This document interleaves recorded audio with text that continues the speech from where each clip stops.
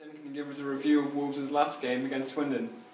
Yeah, a 4-1 win to make it 9 victories in a row, setting a club record. First time any Wolves team in its 137-year history has won 9 in a row. So for the 2,140 Wolves fans who were at the county ground on Tuesday night, they can say in years to come that they were there to see it.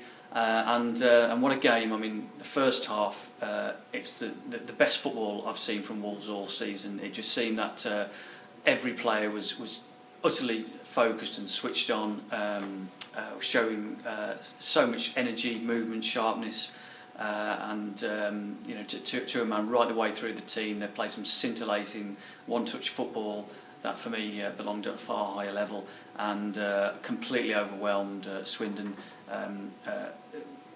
Head coach Kenny Jackett was keen to point out that they managed to exploit what was a very very open, expansive Swindon team, as they had been at Molineux. But you've still got to spot the gaps and exploit them. And boy, did they exploit those gaps in ruthless fashion as they led 3-0 at the break. I think the tone was set after about 7 minutes when James Henry just lashed one wide after darting between a couple of players, and by half time they're 3-0 to the good. Bakary Sakho scored twice to take his total to 12 for the season, and there was another one for Noura Dicko. I mean, that French connection has been devastating for Wolves.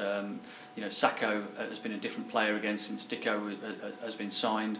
Dicko himself has now got, I think it's 7 and 8, and between them they've got 9 goals in the last 3 games. Incredible record, incredible turnaround, and you have to credit Jackett for bringing the best out in both of them. Who was to know that when Wolves got rid of 3 strikers in January and signed 2 in Dicko and Leon Clark, that it would work out so well. But Dicko has been truly an inspired signing. He's added pace to an attack that was short of it, physical strength, and a real hunger and desire to get behind defences and snap up chances, because he consistently arrives in the 6-yard box and he's there to take chances, as he has done, as I say, in the games against Port Vale, Walsall, and now Swindon. Second half was a complete contrast, sadly, for Wolves fans. Jackett said it was the worst they'd produced this season, after doing their best being at their best in the first half, and it's difficult to disagree with him. For me, it reminded me a little bit of the Carlisle away game when they were excellent, electric in the first half and flat as a pancake after it, and that was the case. I think Wolves have. I mean, Jackett himself and Scott Goldburn used the word coast, and I think they did coast. I think they sat far too deep and invited Swindon onto them. Credit to Swindon, they came back at them, got a goal back after Michael Smith turned Danny Bath in the 6-yard box. They also, through Jay McEverley, there was a back header against the angle of post and bar, which would have made it 3-2. So there's really some heart-stopping moments, which for me were unnecessarily sloppy from Wolves, really, after the position they've been in the first half. But substitute Leon Clark silenced the critics, of which there were plenty, who voiced their disapproval on his return to Swindon. He silenced them with an excellently taken goal, with a nutmeg from the left, and then beating former Wolves defender Darren Ward to slot home from an acute angle to make it 4-1. It's been a tremendous run, fully deserved by the players, and especially the head coach, amid a fantastic evolving playing style of delightful football. Team news ahead of the Shrewsbury match? Well, Kenny Jackett will be hoping to name an unchanged side, which will be the 6th game in a row that he's been able to do so, providing Captain Sam Ricketts comes through a fitness test today. He's got a slightly tight quad, but Jackett does expect him to be fit. And knowing Sam, he's played through the odd knock before, and he would be the last player to want to miss out on carrying on this record. Knowing that someone like Matt Doherty, is champion at the bit to come in and take his place, and it could be a special occasion at Molineux tomorrow, with several of Graham Turner's former players in attendance as well, and hopefully they'll be paraded on the pitch with the man himself, who brought so much success to both clubs. So hopefully Graham Turner will be seen with and certainly reunited with Steve Bull, Andy Much, Andy Thompson, and Robbie Dennison.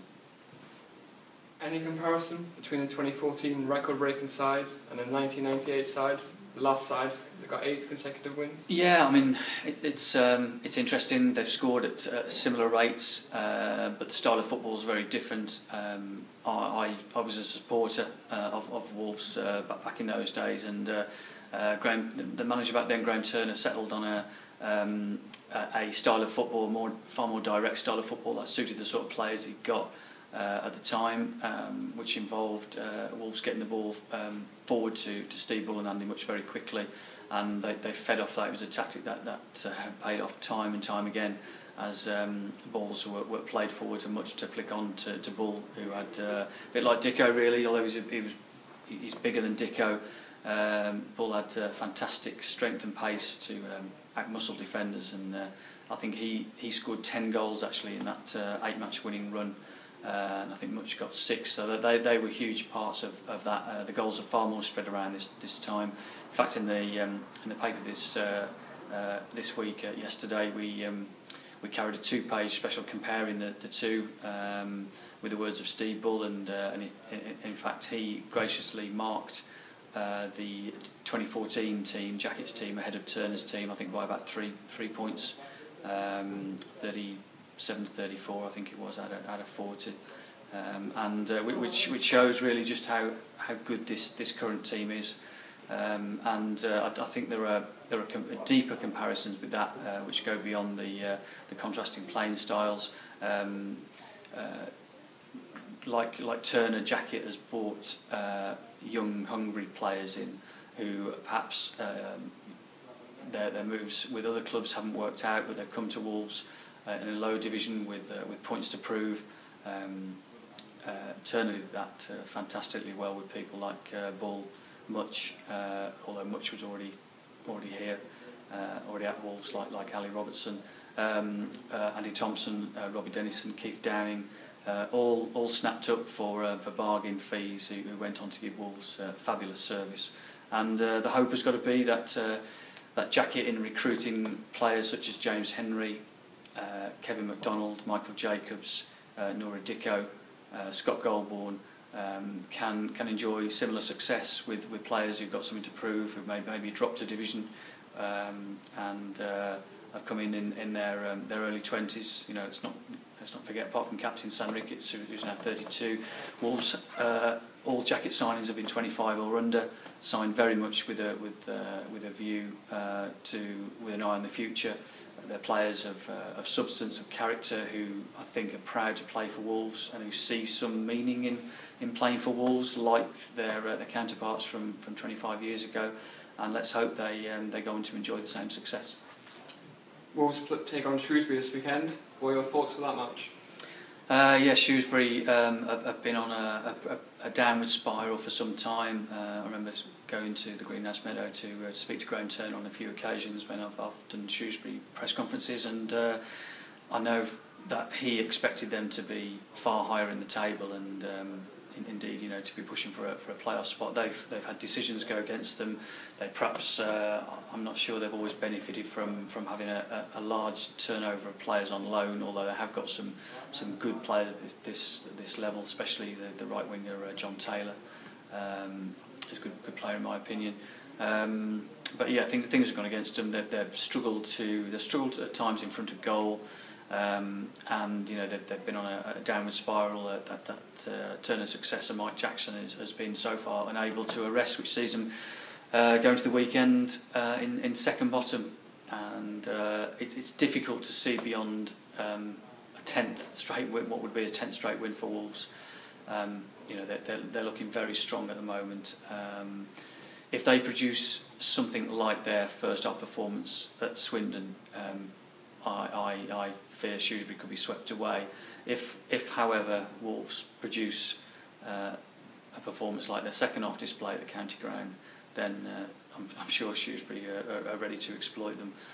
You know, there's Shrewsbury actually have got a lot of young players, and players who are local to the Wolverhampton area, and have got, in some cases Wolves connections like Connor Galton and Ryan Woods. You know, lads who are local and know all about Wolves, so they'll be having they'll have perhaps a point to prove back on the patch.